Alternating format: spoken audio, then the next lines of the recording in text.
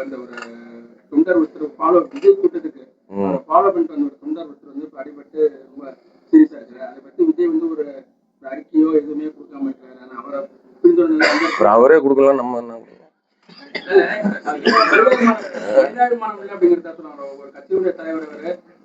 இல்ல என்னன்னா கும்பல் கூடுங்க, கொஞ்சம் ஜாக்கிரதையா தான் நம்ம இருந்துக்கணும். ஒரு ஒரு போறாங்கன்னா அந்த வண்டியை பின்தொடர்ந்து போறதுலாம் ரொம்ப தவறானதுதான். அது ஏன் அந்த அளவுக்கு இருக்கணும்?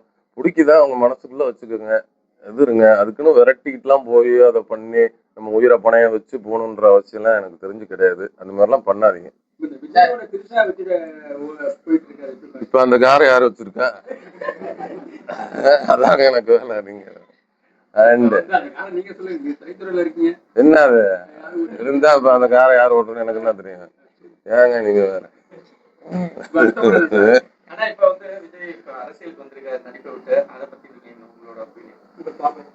என்னுடைய பார்வை என்ன? எல்லாத்துக்கும் பார்வை மாதிரிதான் என்னோட பார்வை. உங்களுக்கு என்ன பார்வை இருக்கு? அந்த பார்வை தான் எனக்கு.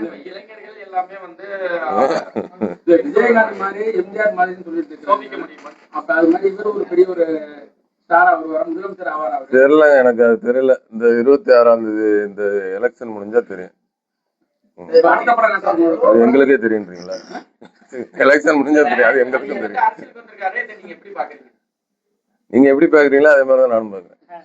சத்யராஜ் வந்து ஒரு கூட்டத்துல வந்து திரைப்படத்துறை தவறா பேசியிருக்காரு.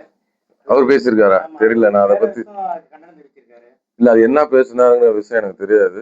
பாத்துக்கிட்டு வேணா இருக்கு. என்னன்னா இந்த வடம் திரைப்படத்தை தொடர்ந்து அடுத்து வந்து 7ஆம் பொருத்தம்னு ஒரு படம் பண்றேன். அது வந்து ஒரு புது விதமான ஒரு கண்டென்ட்டா இருக்கும். மலையாளத்துல இருந்து ஒரு டைரக்டர் வந்து இங்க பண்ணிருக்காங்க. ஒரு புது கண்டென்ட்டா இருக்கும் தமிழ்ல. களவாணிங்கிறது அதே ட்ரெண்ட்ல எப்படி வரும்? களவாணிங்கிறது அந்த படம் தான்.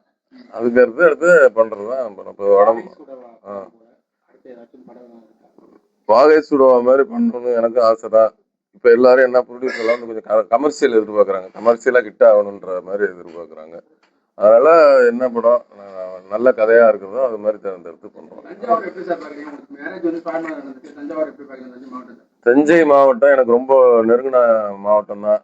எனக்கு இந்த சுதாகர் பங்கலையா இருக்கட்டும், சர்க்குணமா இருக்கட்டும், நிறைய பேர் எனக்கு என்னுடைய நான் நல்லா இருக்கணும்னு நினைக்கிற நல்ல இதயங்கள்லாம் அந்த தஞ்சை மண்ணில் இருக்கிறாங்க. அதே மாதிரி ஒரு சுதாகர் பங்கலையா இருக்கட்டும், சர்க்குணமா இருக்கட்டும், எல்லாரும் நான் நடித்த இந்த களவாணி படமும் இந்த மண் சார்ந்த படம் தான். ஒரத்தநாடு, பாப்பநாடு இந்த ஏரியா ஃபுல்லாக தான் அந்த களவாணி 1 இருக்கட்டும், களவாணி 2 இருக்கட்டும், எல்லாமே இங்கே தான் இருந்தது. அதனால எனக்கு தஞ்சை வந்து எனக்கு இன்னொரு தாய் வீடுன்னு சொல்லலாம்.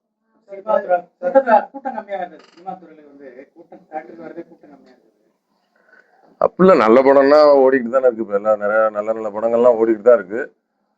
கரெக்டாக தான் இருக்கு. சினிமா இது தேட்டரில் பார்க்காதவங்க அடுத்து ஓடிடியில் பார்த்துடுறாங்க. நல்ல படங்கள் கண்டிப்பாக ஓடும்.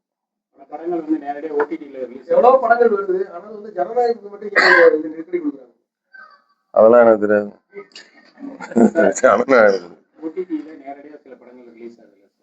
ஆமா,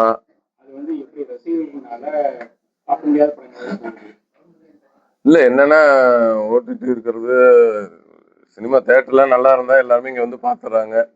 சில காரணங்களால பார்க்க முடியாத சூழ்நிலை இருக்கும்போது அது ஓடிடியில் வரும்போது ஹெல்ப்ஃபுல்லா இருக்கு. இப்போ நானே பார்க்காத படங்கள்ல ஓடிடியில் நிறைய படங்கள் பார்த்துருக்கேன்.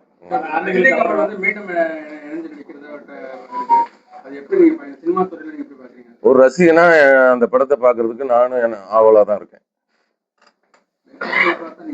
இல்லைங்க, வேற என்ன எதிர்பார்த்தீங்க? இல்ல என்ன எதிர்பார்த்தீங்கன்னு சொல்லுங்க.